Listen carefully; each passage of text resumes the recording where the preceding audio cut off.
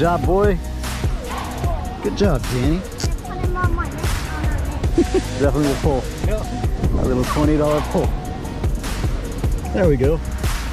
All right, say goodbye. Your fish. What are you gonna say?